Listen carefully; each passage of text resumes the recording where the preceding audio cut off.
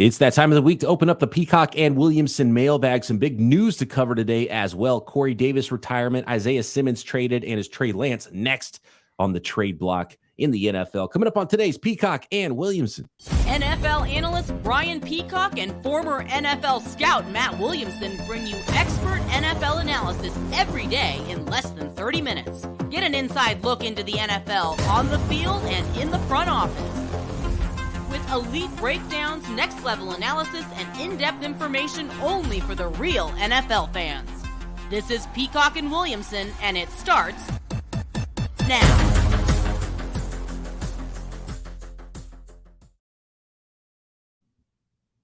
Peacock and Williamson NFL Show. Brian Peacock alongside Matt Williamson at BD Peacock at Williamson NFL. That's where most of these questions came from on Twitter. You can also always drop a question into us in the YouTube comments, and everydayers know, make sure you are subscribed up on YouTube and everywhere you get your podcast. Today's episode of Peacock and Williamson is brought to you by the Gametime app.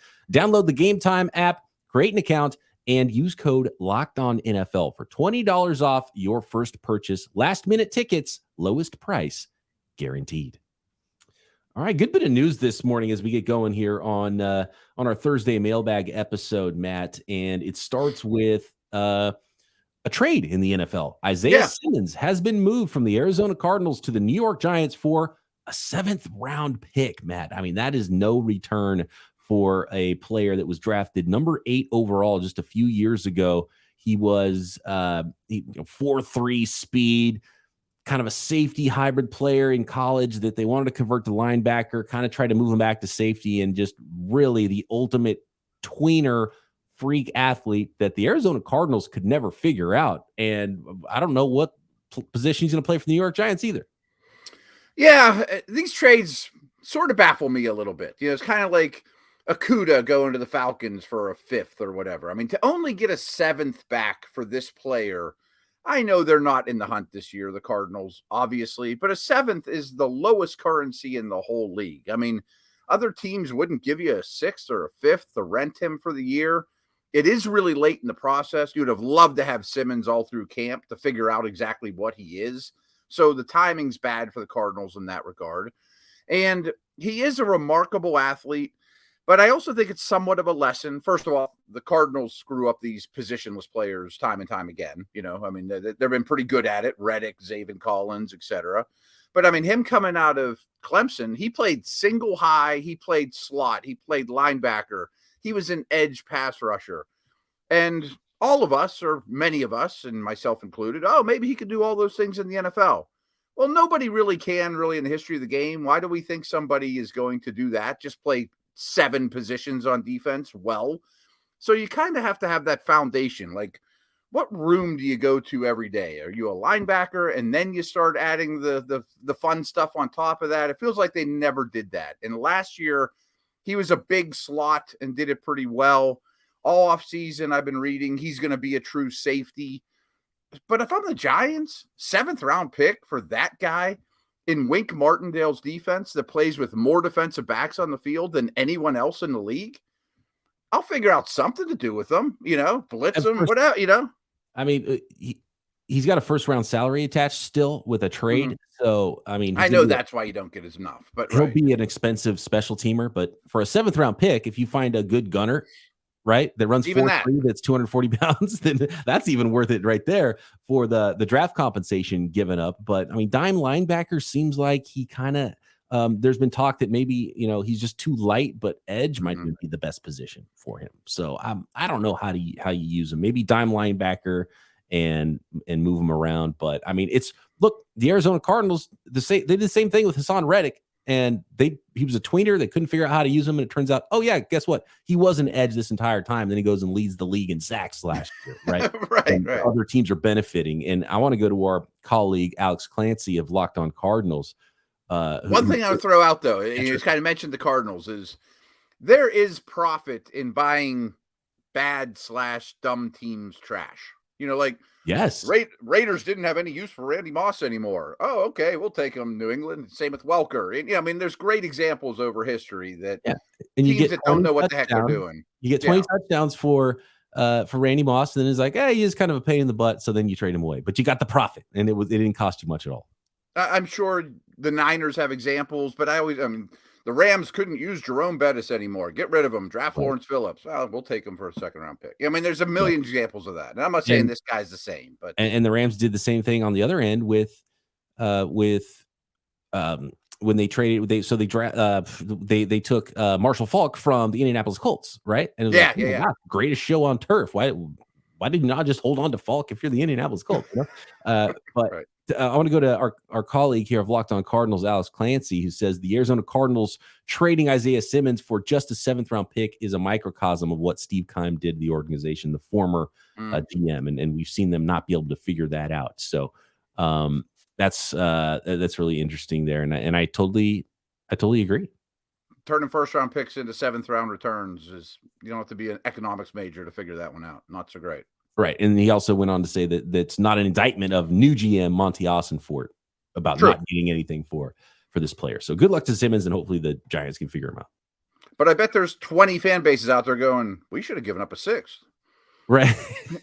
Just in case. Yeah. Especially when you consider just the draft compensation, which was nothing in this case.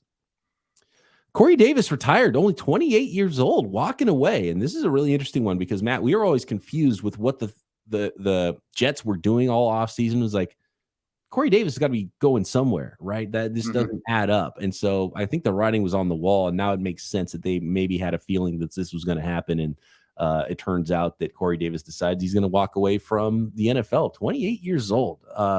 He talked about in his statement, he's a quiet player, but emotional and gave it all. And I really loved Corey Davis coming out of school, and I loved that they drafted him as high as he did because I thought he was worth it. He's had a lot of injuries as well, and he never really saw the peak that he could have had, but he was a nice player.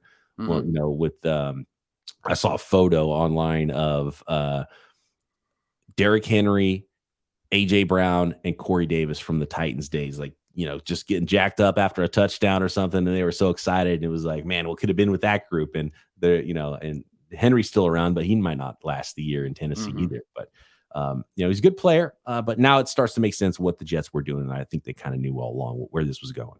Yeah. I mean, it's such a weird offseason. Like I expected him to get cut, after all the moves they made and cap strapped and all that during the whole Rodgers saga. Yeah. Or to be the fact that he wasn't part of that Rodgers trade. Really? Yeah, right. Surprising to me.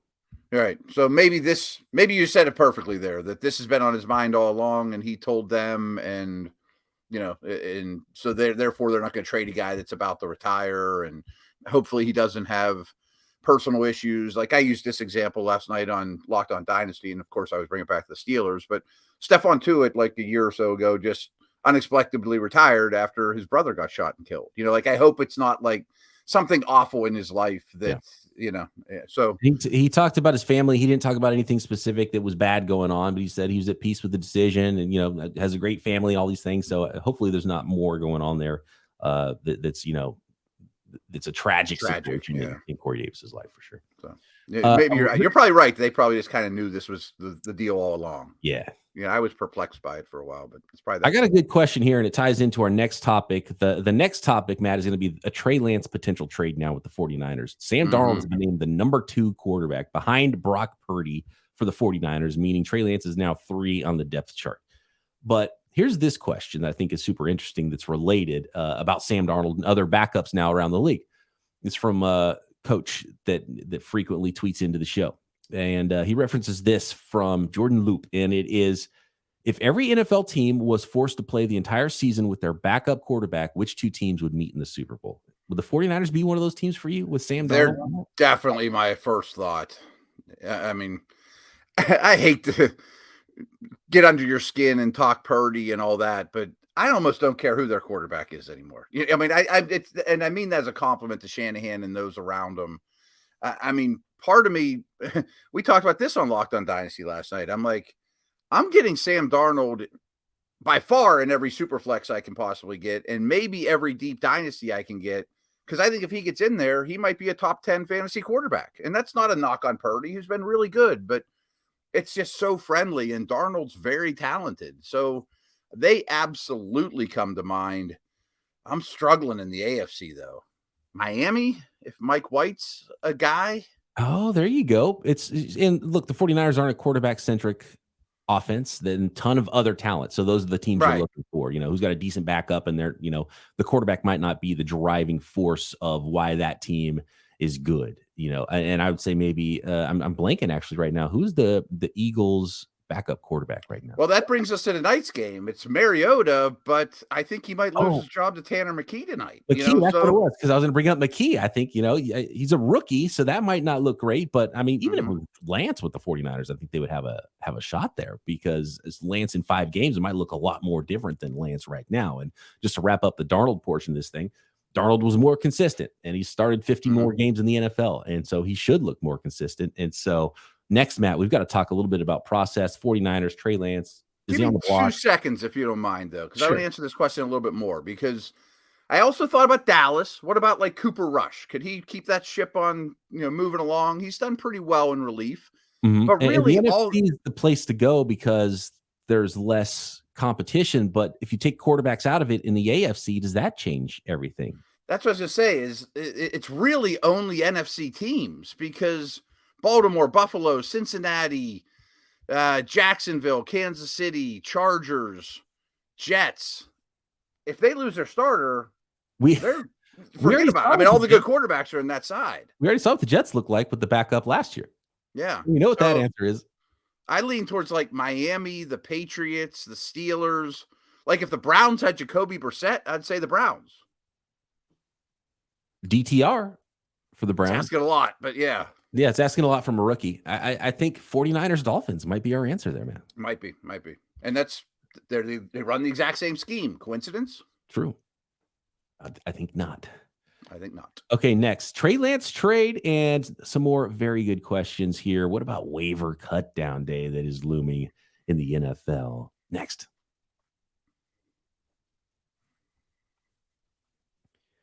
Today's episode of Peacock and Williamson is brought to you by Gametime. I love the Gametime app. Gametime is the fast and easy way to buy tickets for all sporting events, and not just sporting events, music, comedy, concerts, theater, any kind of tickets you need near you. You can find them on the Gametime app with killer deals on last minute tickets and their best price guarantee. You can stop stressing over tickets and start getting hyped for the fun you'll have at any event. Buying tickets to your favorite events should not be stressful, and it is not with Gametime. And I love the Gametime app. The first time I used it, I opened it up and was like, oh, this is amazing. I want to go see a San Francisco Giants baseball game. Rolled into the city hour before the game. I was like, I'm going to see a game tonight. I got the night off.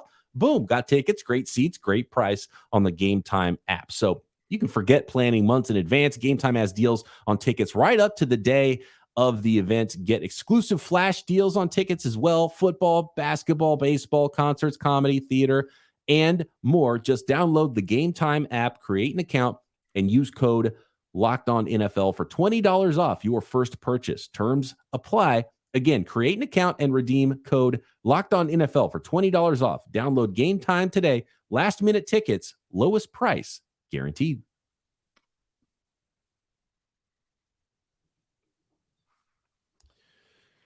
From afar, Matt, do you think it's the right decision by Kyle Shanahan and the 49ers to go with the veteran and Sam Darnold as their backup quarterback over Trey Lance with how little we have to go on with Trey Lance? Yes. I mean, that's a tough one being from afar. I mean, you'd love to be at practice. You'd love to study every blurb and every quote and everything, being close to the team. As you and I know, being close to a single team certainly has some advantages. But I'll be honest. I mean, it was day one of free agency that they signed Darnold. I mean, it was early. Yes. And you know what's interesting? So this has been conflicting. And some people say, wow, it was rigged all along. They signed him early and Trey Lance never had a shot to compete. Clearly, Trey Lance didn't have a shot to compete for QB1, but did he even have a shot to compete for QB2? The way Kyle Shanahan tells it is that he had 0 healthy quarterbacks on the first day of free agency. Brock Purdy, right. Purdy's a huge question mark at that point. They didn't know the timeline for that. They didn't know if Brock Purdy's going to be ready to start the season. Trey Lance wasn't cleared yet from his broken ankle from week 2 of the NFL season. So going and getting a veteran quarterback is something we expected to happen. But he talked so glowingly about Sam Darnold all off season long. And in a way, this was a genius stroke by Sam Darnold because Sam Darnold took less to go to the 49ers. He saw this opportunity, saw how good quarterbacks have played in Kyle Shanahan's offense if they can play in timing, right, and in rhythm. And so the marriage there, I think, was really good, and I think it was smart by Sam Darnold to recognize a stable organization, a good coaching staff, and say, this is where I want to go right now to try to compete for a backup job versus some really weird coaching staffs that he's been with in the past in his career. So smart move by Sam Darnold. And in the end, I think it might have been Sam Darnold that got himself signed. And I don't think it was necessarily rigged, but it kind of was rigged if a guy who's played 4 games in the last 3 years has to compete with a guy with 55 NFL starts, and you're basing it on preseason game consistency. Yeah, I very well said. I mean, we've seen like Winston do that with Breeze and Peyton. We saw Trubisky do it with Allen and the Bills. You know, like guys that washed out, take less, go to an awesome situation, kick back, and see how it goes from there. You saw this, Matt, Kenny Pickett's rookie year. He's a rookie, and so the veteran looks better on day one because he's been around, right? But eventually you go with the higher upside player and the but now Trey Lance doesn't have that opportunity to build on it and get reps, and you see him get better in games. So this is, to me, and we talked about it with the Isaiah Simmons trade.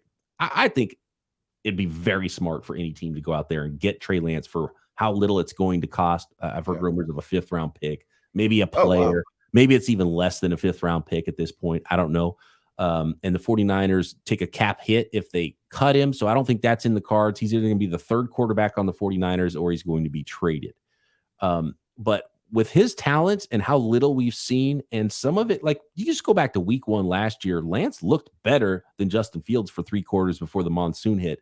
Fields just happened to hit a couple of plays with some coverage busts. And then once the 4th quarter hit with that rain, it was that game was over. But if you just watch the quarterback play timing, like Trey Lance looked better than Justin Fields. And we've seen how Justin Fields' season went. Trey Lance didn't have an opportunity to build on anything after week 1 because he got hurt early in week 2.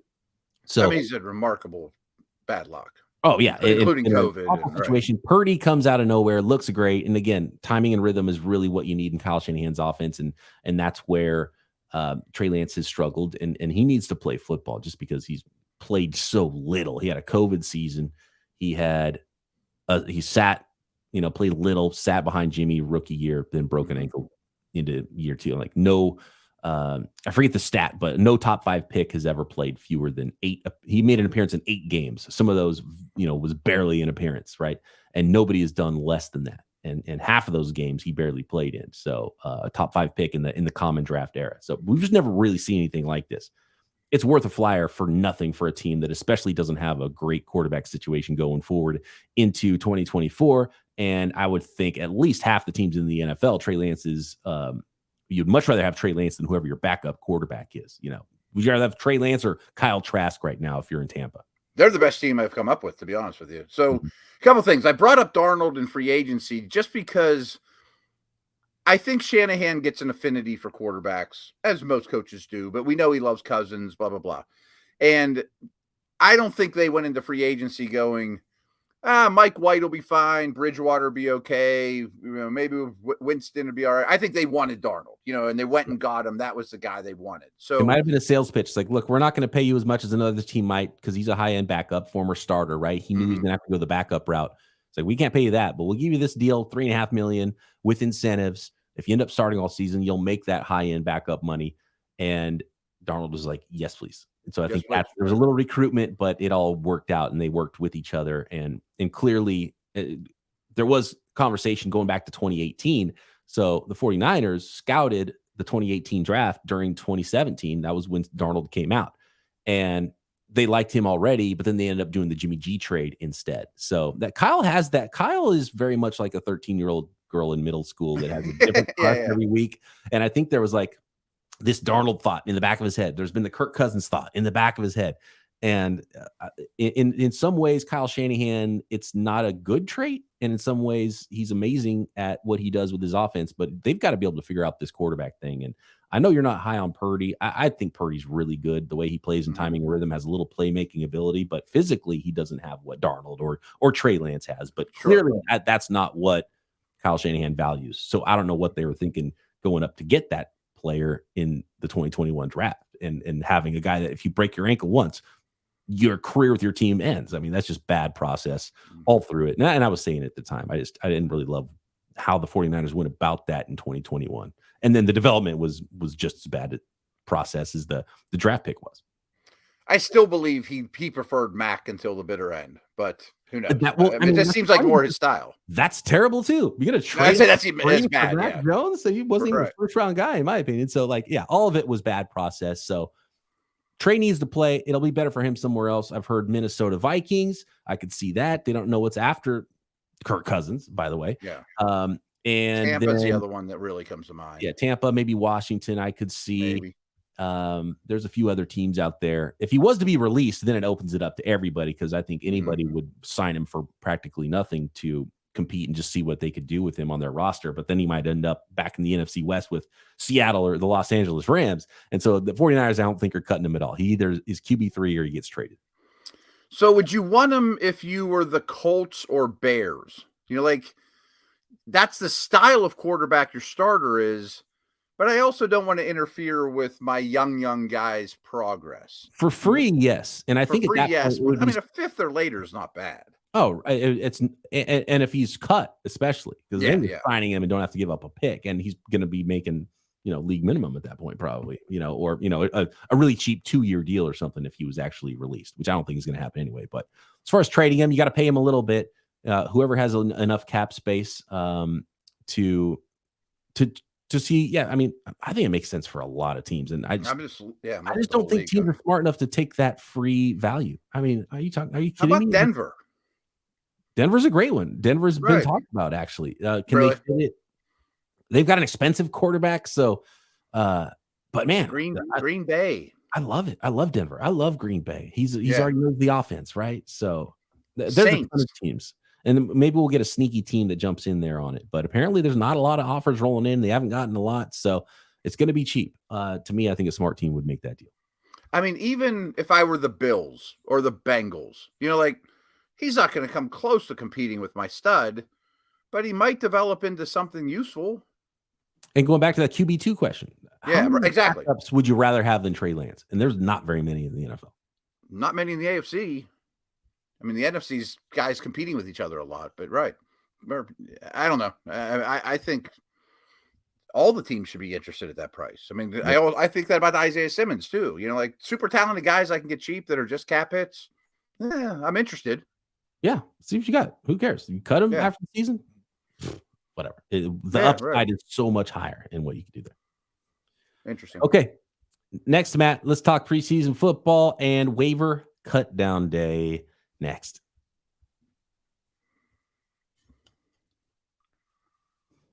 I do want to thank everybody once again for making Peacock and Williamson your first listen every day here on the Locked On Podcast Network. Make sure you are an everydayer. Subscribe on YouTube and everywhere you get your podcasts.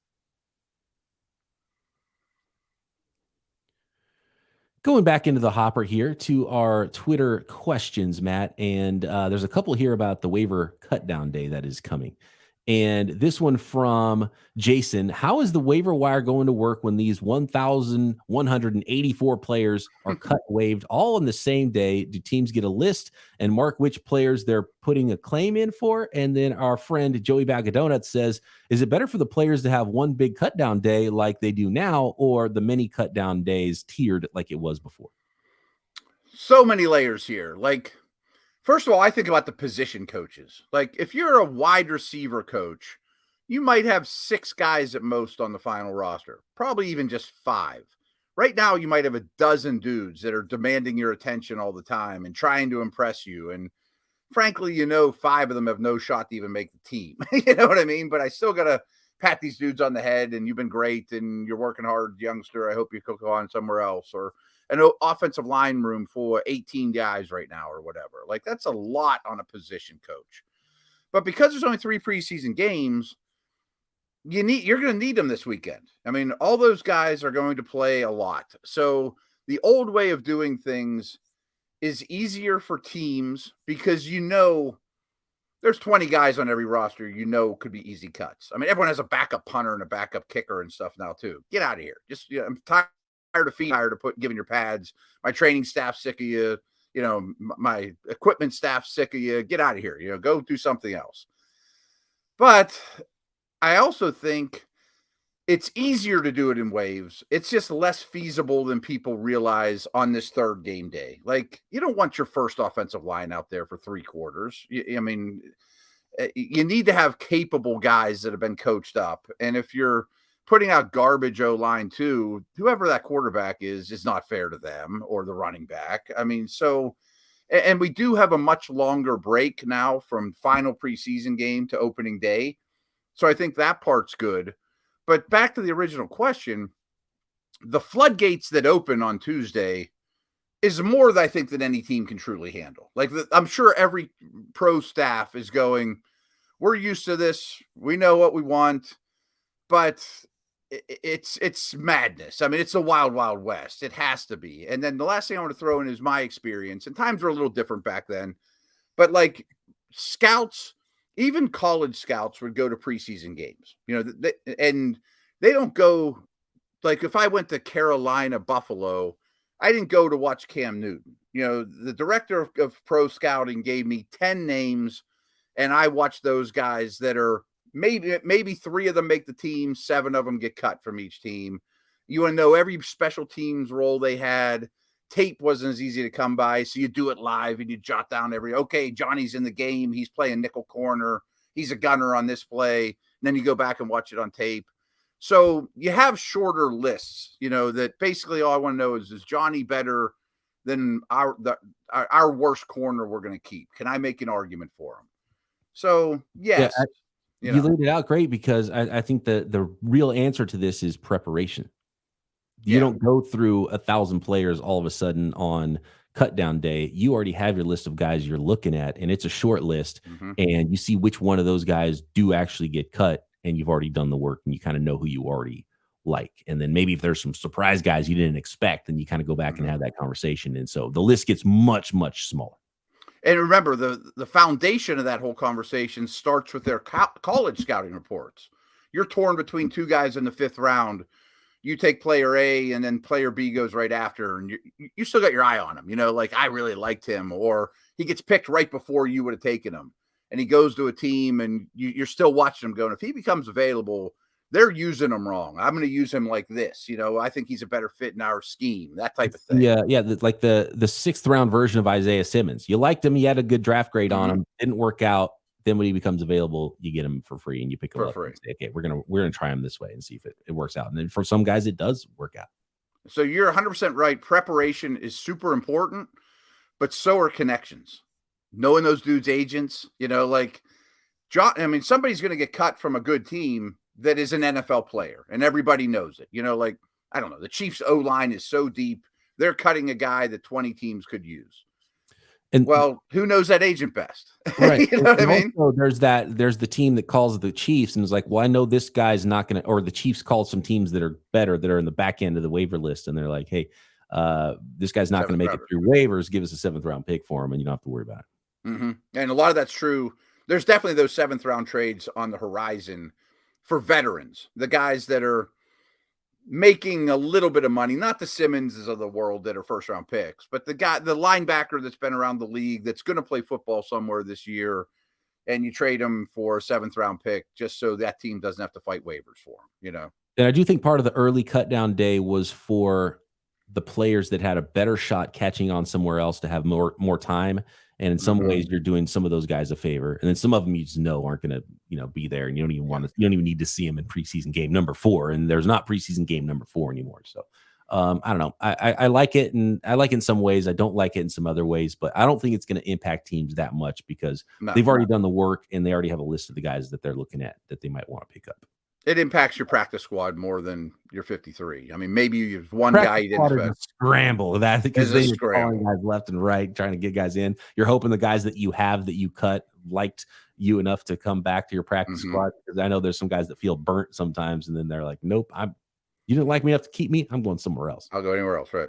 No, there's a lot of that. So it's not an exact science at all. I mean, I think it's the wild, wild west. Real quick, looking ahead to some Thursday night preseason games here. Your Steelers are playing, Matt. It's Steelers at Falcons, and it is Colts at Eagles. Now, no offense to your Steelers, Matt. I'm more excited for the second game. Me too. Richardson's going to Not start, really, but yeah. and the next Tom Brady, as he's being called in Philadelphia, Tanner McKee is going to get a lot of action, no doubt, for the Philadelphia Eagles.